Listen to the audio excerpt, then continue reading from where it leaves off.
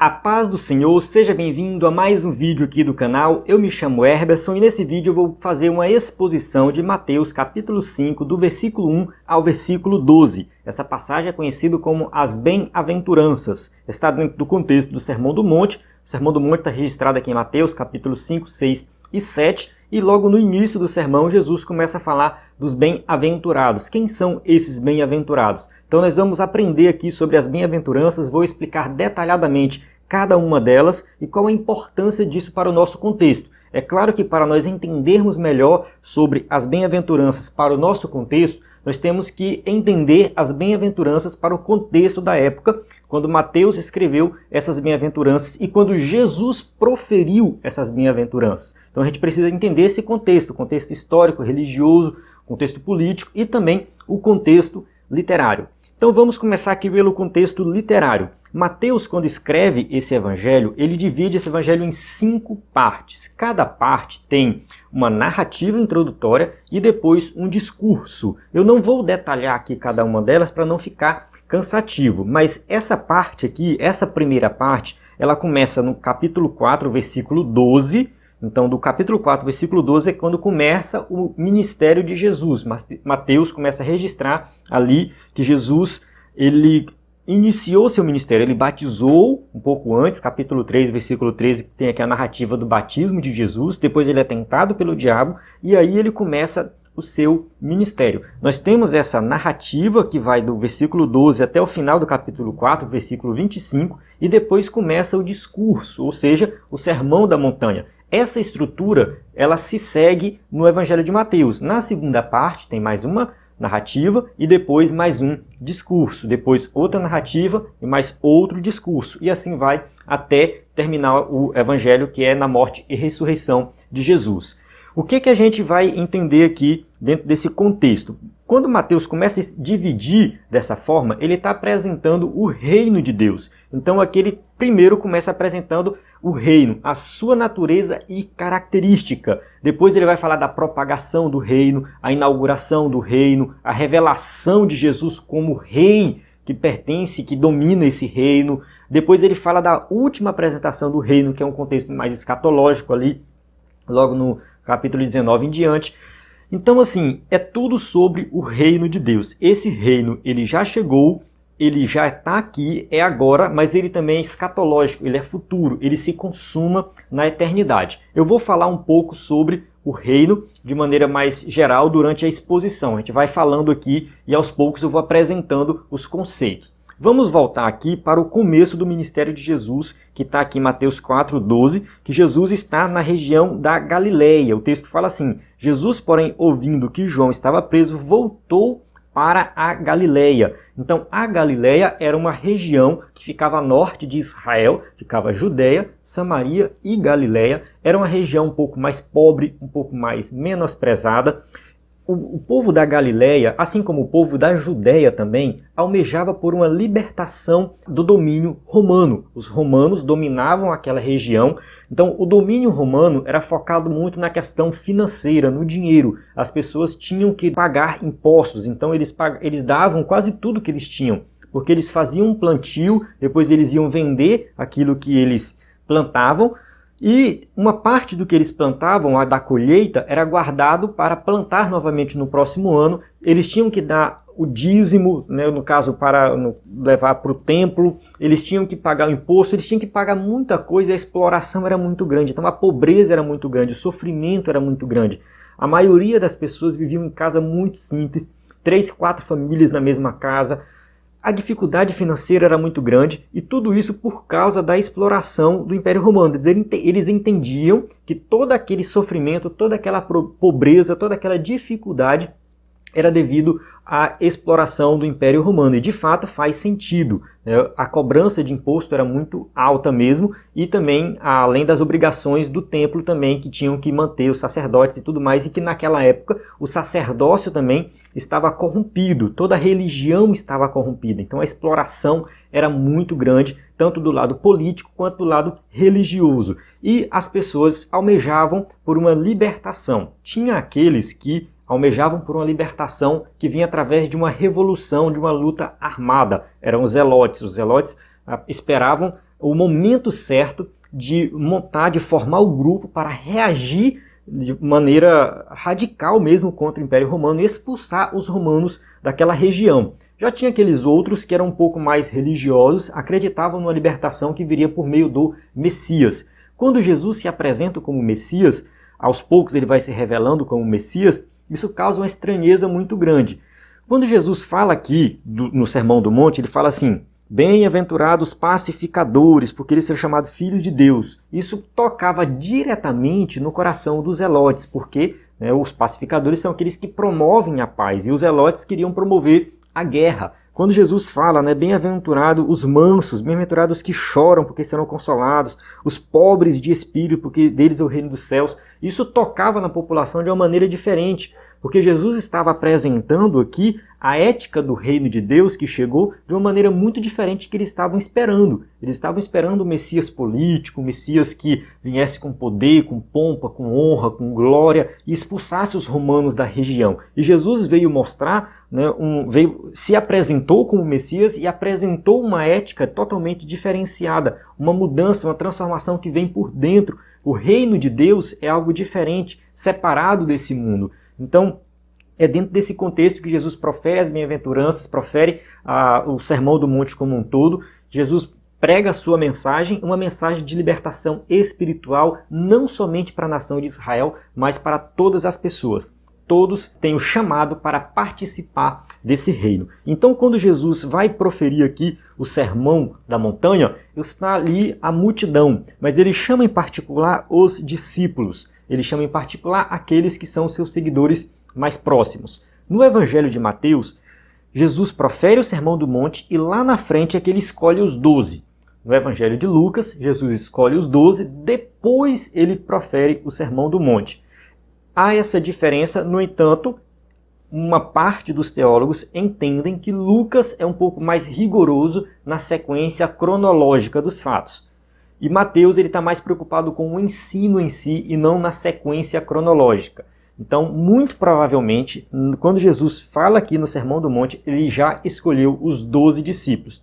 No entanto, não é somente os 12 que estão ouvindo Jesus mais perto. Na verdade, tem outras pessoas que também seguem Jesus, que não estão entre os 12, e a multidão ouve o Sermão do Monte. Eles estão ouvindo. Então, não é somente os discípulos que estão ouvindo. O Sermão do Monte é para os crentes, é para os salvos, porém o mundo está ouvindo. O mundo tem acesso também, o mundo tem acesso a essa mensagem. Bem, Jesus começa assim: e abrindo a boca os ensinava, dizendo: bem-aventurados os pobres de espírito, porque deles é o reino dos céus. Aqui, antes de falar sobre os pobres de espírito, eu quero falar primeiro sobre o que é ser bem-aventurado e o que é o reino dos céus. A gente precisa entender esses dois conceitos. A palavra bem-aventurado, muitas vezes, ela é traduzida como feliz. Algumas bíblias podem até colocar assim: felizes os pobres de espírito. Eu acho que essa tradução não é muito boa. A felicidade, como nós entendemos no contexto de hoje, ela é algo muito pessoal e muito voltada às vezes para prazeres que são momentâneos. Fiquei feliz porque passei no vestibular. Fiquei feliz porque ganhei um dinheiro extra. Fiquei feliz porque, sei lá, cheguei em casa e vou descansar, vou assistir televisão, então isso me deixa feliz. Então parece algo muito voltado para prazeres cotidianos e, na verdade, essa palavra ela adquiriu esse significado nos dias de hoje. Então, eu acho que a tradução como feliz, aqui de bem-aventurado para feliz, não é uma tradução muito boa. A bem-aventurança tem a ver com o fator externo, quem olha de fora. No caso, nós somos bem-aventurados porque Deus diz isso. Então, Deus olha para nós e fala assim: vocês são bem-aventurados. O bem-aventurado do grego é makairos, que significa assim, um homem que é singularmente favorecido por Deus. De maneira singular, de maneira ímpar, Deus favorece aquela pessoa, aquele homem ou aquela mulher. Então o bem-aventurado é alguém que está numa posição, claro, que é muito feliz por isso, no entanto, ele é declarado bem-aventurado pelo próprio Deus. Então a palavra bem-aventurado, ela tem um significado muito mais profundo, que vai além de uma felicidade qualquer, de algo momentâneo. Então é alguém que é visto por Deus como sendo esse bem-aventurado. E aqui ele fala também do reino dos céus. Dele é o reino dos céus. Mateus, quando ele fala reino dos céus ou reino de Deus, é a mesma coisa. Mateus, Marcos, Lucas, eles usam o reino dos céus ou reino de Deus. Alguns dizem que reino de Deus é diferente de reino dos céus no contexto de Mateus. No entanto, uma boa parte dos teólogos não vão concordar com isso. A gente tem Mateus 4:7 e Marcos 1:15, que está dentro do mesmo contexto, e um fala reino de Deus e o outro fala reino dos céus. Da mesma forma, dentro das bem-aventuranças, quando a gente vai lá para Lucas capítulo 6, versículo 20, ele fala assim, ó: bem-aventurados vós os pobres, porque vosso é o reino de Deus. Então, Mateus fala bem-aventurados pobres, porque deles é o reino dos céus, e Lucas fala deles é o reino de Deus. Então, observe que é o mesmo contexto, é o mesmo sermão, enquanto um usa reino dos céus, o outro usa reino de Deus. Então, é a mesma coisa. Mas o que seria esse reino?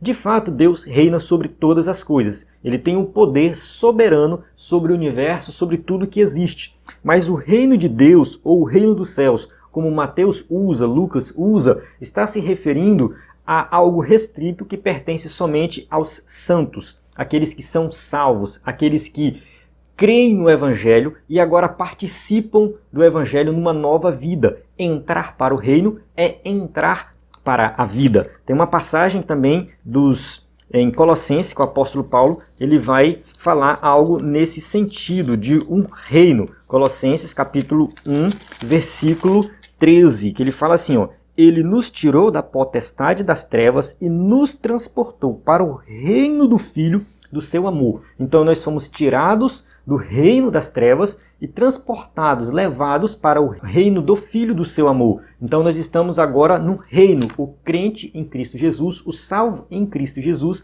ele está no reino de Deus. Ele pertence a um reino em que Cristo reina. O Pai reina, o Espírito Santo também reina. Então a gente está nesse reino. Então entrar na vida, entrar no reino, tem a ver com arrependimento, com abandono do pecado, com mudança de vida, com transformação. Então é viver de uma maneira diferenciada. E aqui quando ele fala bem-aventurados pobres de espírito, o que ele está querendo dizer com isso? Será que ele está se referindo aos pobres, às pessoas que são financeiramente pobres, que têm pouco valor monetário na sua conta, ou que não tem uma casa, que não tem dinheiro? Não, ele não está falando nesse sentido. Aqui ele está falando do pobre de espírito, que é aquele que é contrito diante de Deus e reconhece que é pecador diante de Deus. O pobre de espírito aqui também não se refere àquele moribundo, triste, aquela pessoa que está ali na tristeza muito grande, que não tem aquele espírito de felicidade, de alegria. Não é nesse sentido. O pobre de espírito é aquele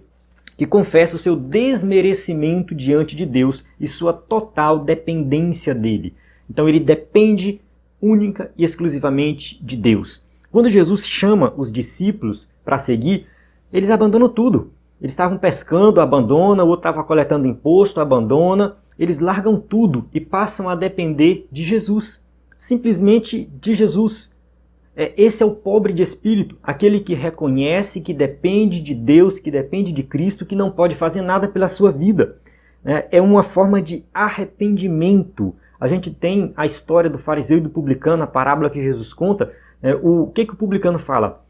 Ó Deus, tem misericórdia de mim, um pecador. Então esse é o pobre de espírito, aquele que reconhece que é pecador diante de Deus e precisa da misericórdia de Deus, da graça de Deus. Jesus continua e fala assim: bem-aventurado os que choram, porque eles serão consolados. Então, esses que choram aqui, está falando não de um choro por qualquer coisa ou de um choro por uma tristeza qualquer, mas é um choro de arrependimento, é um choro de tristeza diante das coisas que acontecem no mundo, das mazelas do mundo.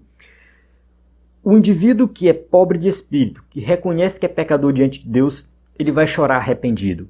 Paulo fala assim: miserável homem que sou, quem me livrará do corpo dessa morte? Ele reconhece que é falho, que é pecador e que depende de Deus. Então, quem me livrará do corpo dessa morte? Ele está fazendo uma pergunta retórica, que ele sabe que somente Deus pode fazer isso na vida dele. Somente Cristo, através do seu sacrifício, pode fazer isso na vida dele. A gente tem também uma palavra do salmista no Salmo 119 e 136, que fala assim: rios de lágrimas correm dos meus olhos, porque a tua lei não é obedecida. Então aqueles que choram por causa do pecado, que estão arrependidos do seu pecado, esses serão consolados. Tem aqueles que choram também ao olhar para esse mundo e ver o mundo se alegrando, o mundo nas suas festas, nas suas regalias, mas sabe que o destino final do mundo é o juízo de Deus. Sabe que Jesus vai voltar a qualquer momento, que o juízo de Deus vai ser derramado. Essas pessoas, quando olham para essa situação, quando olham para esse mundo, elas choram também de tristeza, esperando o renovo, esperando, né, que as pessoas se arrependam. E chega até as pessoas e falam: se arrependam, mudem de vida,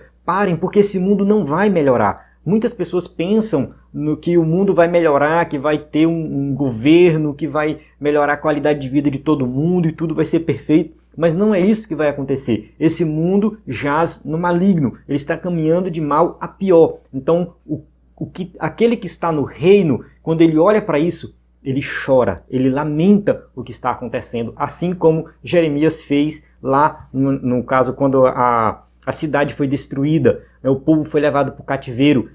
Jeremias ficou, olhou para aquela devastação e da cidade devastada e chorou. Daí vem as lamentações de Jeremias. Então, aquele que está no reino, ele chora, mas ele será consolado. Olha só, eles serão consolados. Nós já somos consolados hoje e nós seremos consolados na consumação do reino. Apocalipse 7,17, ele enxugará toda lágrima. Versículo 5. Bem-aventurados os mansos, porque eles herdarão a terra. Algumas Bíblias traduzem humildes, bem-aventurados os humildes. Tanto faz, uma palavra difícil de traduzir, às vezes é traduzida como manso, às vezes é traduzida como humilde, mas aqui está se referindo àquele que não revida, que não parte para cima, aquele que não briga. Imagina os zelotes ouvindo essa palavra. Bem-aventurados os mansos, eles eram valentes, queriam brigar, mas o bem-aventurado é aquele que é manso, aquele que não revida, aquele que não parte para cima. Esse é que é o bem-aventurado, aquele que considera o outro superior a si mesmo. Então, o bem-aventurado aqui não é aquele valentão, mas é aquele manso, aquele humilde. A Bíblia fala de pessoas que foram mansas. Moisés foi muito manso. A Bíblia fala de pessoas que foram humildes diante das decisões, deixou o outro tomar a decisão. No caso de Abraão e Ló. Não, Abraão chegou para Ló e falou: não, Ló, escolhe para onde tu quer ir. Se tu escolhe para um lado, eu vou para o outro. Então eu não me preocupo com isso. São pessoas humildes, pessoas que deixaram o seu exemplo. E Jesus é o nosso maior exemplo de humildade, que veio para servir, lavou os pés do discípulo, deixou o exemplo para nós, e sempre falando: considere os outros maiores, melhores do que si mesmo. Então, esses são os humildes. Então, esses humildes são aqueles que vão herdar a terra. A terra hoje pode estar na mão do maligno, né? O mundo jaz no maligno, os ímpios tomaram de conta dessa terra, mas nós sabemos que no novo céu e na nova terra, quem vai herdar a terra são os mansos, os humildes. Continuando. Bem-aventurados os que têm fome e sede de justiça, porque eles serão fartos. Essa bem-aventurança fala daquele que almeja por justiça, tanto que ele quer ser justo diante de Deus, mas também que ele quer ver justiça em toda parte, a justiça de uma forma mais ampla. Nós vivemos num mundo injusto, onde pessoas que praticam atos cruéis, muitas vezes desfrutam do bom e do melhor nessa terra. Muitas vezes a pessoa vai lá, pratica um ato maldoso contra alguém, mata, tortura, não sei, faz alguma coisa muito má mesmo, vou colocar uma situação extrema, e de repente você vê essa pessoa vivendo tranquilamente, numa mansão, andando no carro bom, tendo talvez até uma família ali que você vê de fora, pelo menos de fora você vê, parece ser tudo muito lindo e maravilhoso, e você fala: não é justo isso, como pode o mundo ser assim? Como pode uma pessoa praticar várias maldades e viver nessa terra comendo do bom e do melhor? Esses não herdarão a terra. Esses serão condenados. Esses pagarão pela eternidade. Mas aqueles que têm fome e sede de justiça, eles serão fartos. Por quê? Porque na eternidade nós iremos entender que Deus vai cumprir toda a justiça. Todos os atos de maldade serão condenados. Todos os atos de maldade Deus vai derramar juízo sobre eles. A gente sabe que Jesus morreu na cruz do Calvário, se colocou no nosso lugar e as nossas obras de justiça elas não são nossas, são dele. Jesus pagou o preço. Quem deposita a confiança da salvação em Cristo é perdoado e limpo de todo pecado. Mas aquele que não confia em Cristo, ele sim vai sofrer o juízo divino. E aqueles que têm fome e sede de justiça, eles serão fartos dessa justiça, porque eles terão a eternidade para presenciar Deus executando juízo sobre todos esses atos de injustiça. Bem-aventurados os misericordiosos, porque eles alcançarão misericórdia. Aqui está falando daquele que tem compaixão, que tem amor pelo próximo, que olha para o oprimido, para aquele necessitado e ajuda. Aquele que olha para as pessoas que precisam de uma palavra e está lá do lado para ajudar essa pessoa. Mas ele faz isso não porque ele quer conquistar algum mérito diante de Deus, mas é porque Deus já foi misericordioso para com ele. Deus já agiu de misericórdia. Então aquele que participa do reino, aquele que está no reino, aquele que vive o reino, ele já foi alcançado pela misericórdia de Deus e agora ele é também uma pessoa misericordiosa. Ele exerce misericórdia na sua vida, no seu cotidiano, na igreja, fora da igreja. Então esses misericordiosos, eles alcançarão misericórdia. Versículo 8. Bem-aventurados limpos de coração, porque eles verão a Deus. Aqui nós estamos falando de pureza interior, de sinceridade, de um coração limpo, de um coração puro. Aquele que crê em Jesus como Salvador, ele já foi purificado, o seu coração já foi purificado. E o salmista, lá no Salmo 24, 3 e 4, ele fala assim: quem subirá no monte do Senhor? Quem permanecerá no seu santo lugar? Aquele que tem as mãos limpas e o coração puro. Então, esses é que vão subir no monte do Senhor e que vão ver o Senhor. Sem santidade, ninguém verá o Senhor. Hebreus 12, 14. Então, limpeza de coração, coração limpo, coração puro, uma pessoa bondosa, uma pessoa que tem uma bondade no coração para ajudar o próximo, para fazer alguma coisa por alguém, essa pessoa ela já tem o seu coração purificado pelo pecado e ela vai ver o Senhor. Bem-aventurados os pacificadores, porque eles serão chamados filhos de Deus. Aqui, pacificador não é somente aquele que almeja a paz, mas aquele que promove a paz. Existem vários níveis de paz. Você pode promover a paz no seu trabalho, na sua escola, na sua família. Então, promover a paz é uma atitude do cristão, é algo cotidiano, é algo do dia a dia. É aquela pessoa que sempre vai olhar o melhor caminho, a melhor decisão para todos, não para si mesmo. Não é aquela pessoa orgulhosa, egoísta, que quer o melhor para si, mas o melhor para o grupo. Então, promover a paz é, de certa forma, lutar para que possamos viver em ambientes pacíficos o tempo todo. Então, o pacificador, ele vive o verdadeiro evangelho, porque o evangelho que nós vivemos é o evangelho da paz. Isaías 52, versículo 7, vai falar nesse sentido. Eu vou ler aqui para nós meditarmos sobre essa passagem de Isaías. Isaías 52, 7, diz assim: quão suaves são sobre os montes os pés que anuncia as boas novas, que faz ouvir a paz, que anuncia o bem, que faz ouvir a salvação, que diz a Sião: o teu Deus reina. Então aqui aquele que anuncia as boas novas está anunciando a paz. O evangelho é o evangelho da paz. Jesus é chamado também por Isaías, ali em Isaías 9, 6 e 7, o príncipe da paz. Então pregar o evangelho é pregar a paz. Então o pacificador aqui é aquele que promove a paz no cotidiano, no dia a dia e também prega o evangelho da paz. Esses serão chamados filhos de Deus. Então quem é pacificador é filho de Deus, porque faz a vontade de Deus e age como Deus age. Ele tem a mesma essência de Deus. Pregar a paz, falar da paz é fazer o trabalho de Deus. Versículo 10. Bem-aventurados que sofrem perseguição por causa da justiça, porque deles é o reino dos céus. Se a gente observar, a primeira bem-aventurança fala: porque deles é o reino dos céus. E a última bem-aventurança é: porque deles é o reino dos céus. Mostrando que quem participa do reino está dentro do contexto geral das bem-aventuranças. Não é que um é pobre de espírito e o outro é manso. Mas ele não é pobre, o manso não é pobre de espírito, o pobre de espírito não é manso. Não.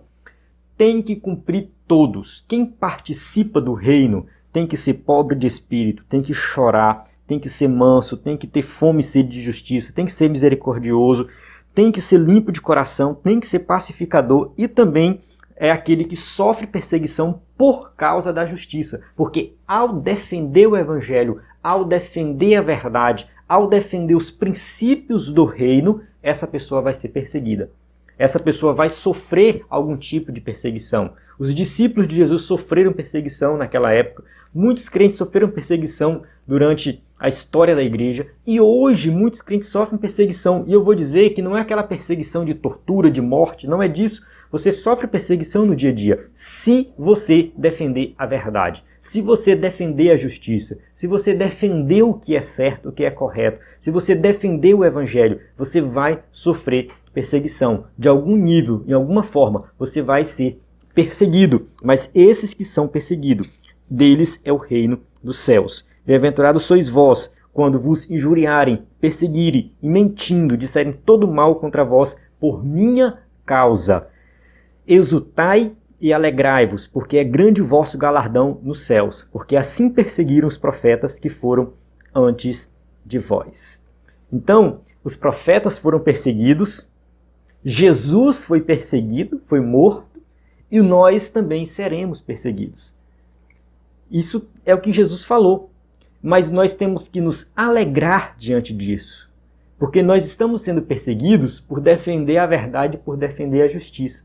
Triste seria se nós fôssemos perseguidos por defender a mentira, por defender algo errado, por defender, sei lá, qualquer coisa relacionada a esse mundo que não tem valor nenhum.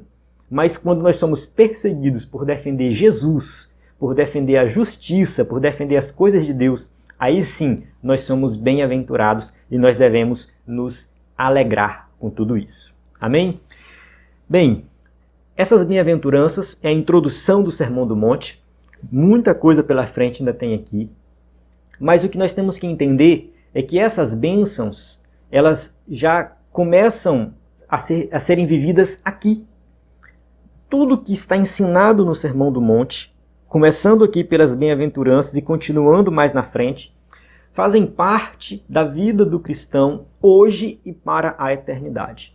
Se você quiser saber como que vai ser a vida na eternidade, na Nova Jerusalém, no céu, você precisa viver isso aqui na terra.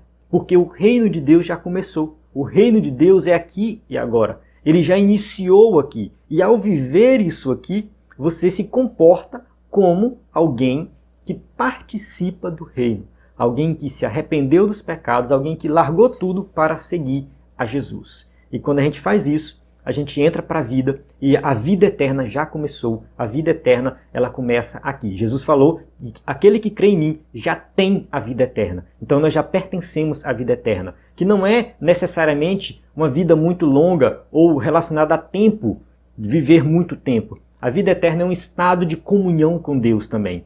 Tem a ver com você estar na presença de Deus. Essa presença vai ser perfeita, completa lá na eternidade, quando consumar todas as coisas. Mas ela já começa aqui. Então viver em comunhão com Deus é viver os princípios do reino. Ser manso, ter fome e sede de justiça, sofrer perseguição, tudo isso faz parte da vida de quem está no reino, tem comunhão com Deus e vai um dia desfrutar de tudo isso na eternidade. Amém? Então vou encerrar aqui. Espero que você tenha compreendido e que você coloque em prática o que foi ministrado aqui. Que você possa refletir sobre o Sermão do Monte, que você possa viver tudo que é ensinado no Sermão do Monte e que você possa se aprofundar nesse assunto, nesse conteúdo. Leia livros, estou aqui com alguns livros, tenho algumas anotações aqui. Faça o mesmo, eu tenho certeza que Deus vai abençoar grandemente sua vida. Colocando isso em prática, você vai ser uma pessoa diferenciada e vai demonstrar que é o filho do rei, que participa desse reino e estará na eternidade com ele. A paz do Senhor, até um próximo vídeo.